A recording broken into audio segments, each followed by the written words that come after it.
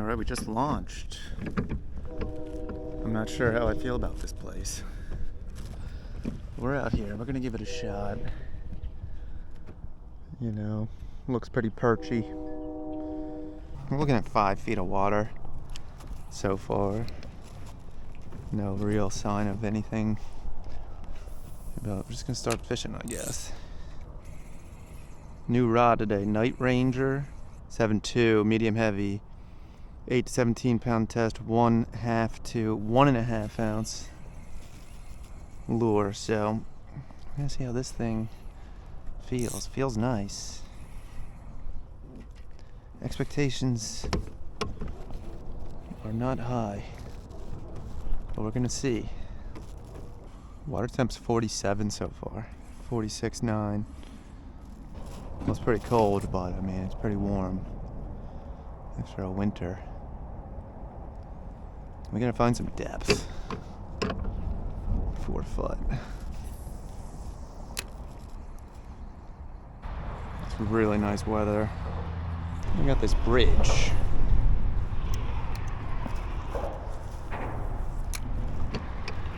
Quite a bit of current in this bridge.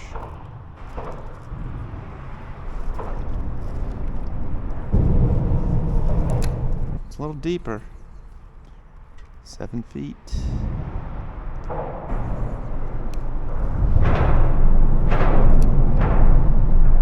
No sign of fish in the bridge. Nah, we got our work cut out for us because we're gonna be covering some miles. There are some miles. Alright, now this zone on the Navionics is all allegedly shallow. Nowhere does it look any deeper than anywhere else. But we're kind of on our own here as far as finding anything good. But if we can get through this large, expansive, and it's going to keep going, expansive shallow zone, eventually we'll get to some deeper water. And given what I've seen so far, I think we're probably just going to make moves here. Yeah, Navionics says it's all shallow and shitty in here. We're using the Helix 5 side imaging. It's great for shallow water striper fishing.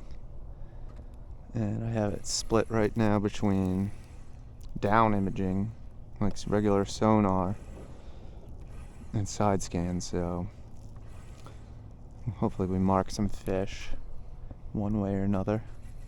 Not the cleanest water. It's pretty dirty, actually. All the holdover striper fishing I've been doing this season has been just X-wraps. It's like all I throw. This one has one larger front hook.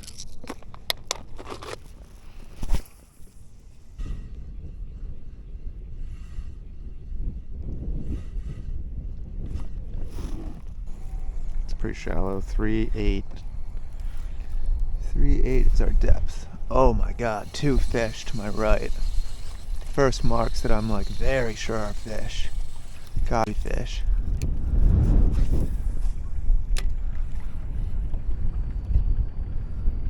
Two fish. For sure. 3.5 feet. That's another mark there. I just said to my left. That really seems like a fish.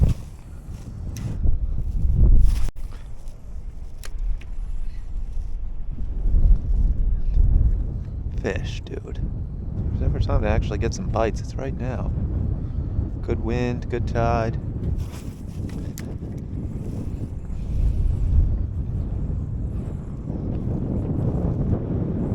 There's a fish. Finally, we got one. Look at this.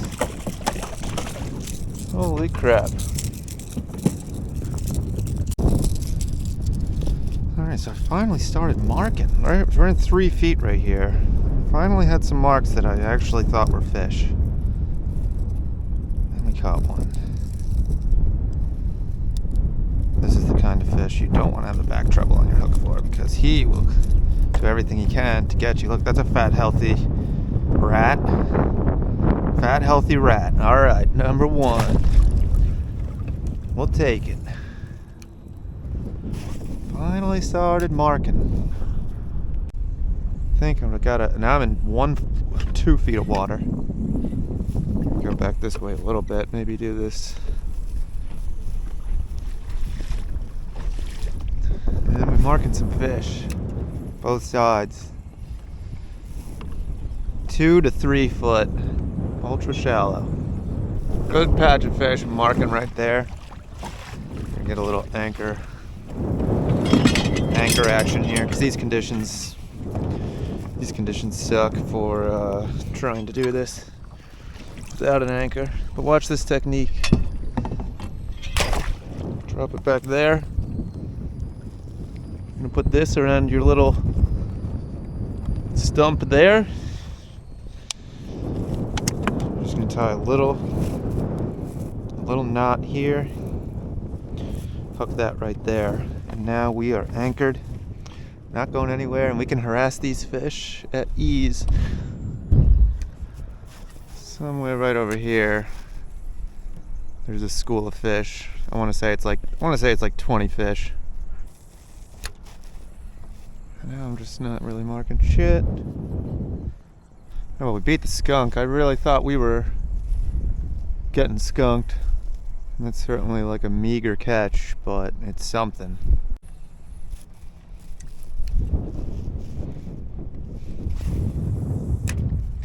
Might be some fish over there.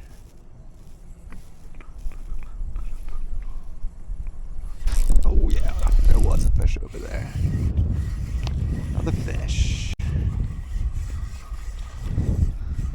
Hey, you know, it's something, and given the current news coming out of the Chesapeake Bay about the juvenile striped bass, and you know, juvenile striped bass everywhere. You know, I used to really not give a shit about little dink fish like this, and nowadays I have a little more respect for them, knowing that the data says that they are going extinct. So we'll send them back. It's got to be a 2-year-old fish. Maybe 3, I don't know. Young fish hitting the X-Rap. A little surprised we're finding these fish in 3.5 feet of water, but at the same time, not surprised. Alright, pull an anchor. Come on. Our anchoring system is flawed. It just cost us our paddle.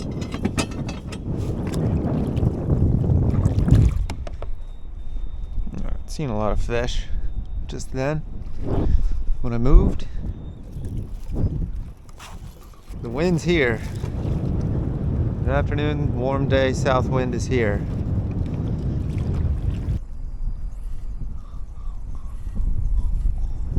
There we go. Look at that. Oh, it was a little rat. Proper release. Alright, so riddle me this. Striped bass don't spawn east of the Hudson.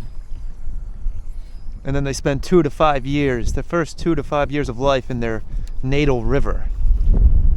Okay, so why are we catching bass like that here in Rhode Island? Riddle me that. Where do those bass hatch from? What is your theory? No, we're not marking jack shit. I mean, it's not like they were nice fish we left. Alright, we're gonna try going up on top of the flat here. I mean, look at this water. It looks dirtier.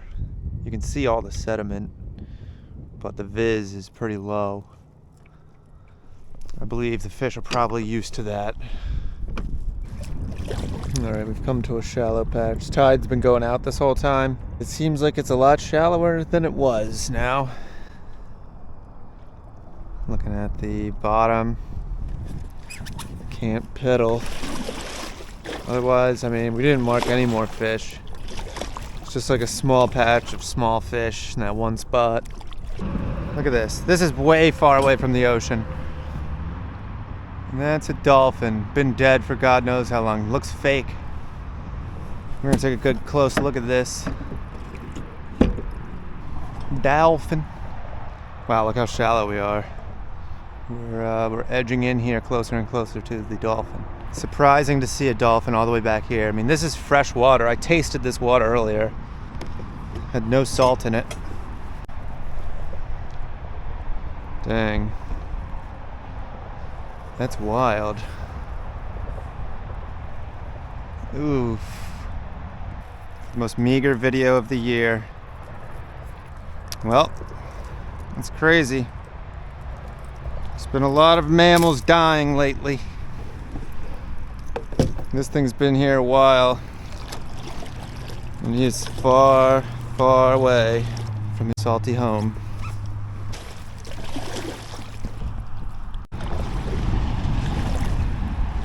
That's the highlight of the day so far. Dead dolphin. It's funny, like earlier I was thinking to myself like how crazy it would be if I saw a whale back here, because a whale swam into Potter Pond, which is this little pond. It's not far back from the ocean behind Point Judith Inlet, but the entrance to that pond is something like this, like super narrow, fast current, and that whale apparently went in there somehow. It's weird enough to go through the inlet and enter the pond, but then to go into Potter Pond, it's totally crazy. Brain infection apparently. Just recently there's been a lot of reports of whales, dolphins washing up dead all around. Is it the wind farms or is it natural causes? Let me know. I'm thinking we need to get out of here. Maybe we'll try shore fishing somewhere, because this was 7 feet when I was coming out earlier and now it's 3 feet. And all this that I have to get back to my car was like real shallow. So I think we're just gonna try to kind of consider this a loss. We beat the skunk, but not by much. So, all right, well the day is ending a little worse than it started. We have to pedal, I'm sorry. It's like very shallow waters here. There's no channel. It's all very shallow. And the wind is blowing at our face here. So we're having a real slow go at it here. We have just enough water. I mean, we might be screwed getting back to the car.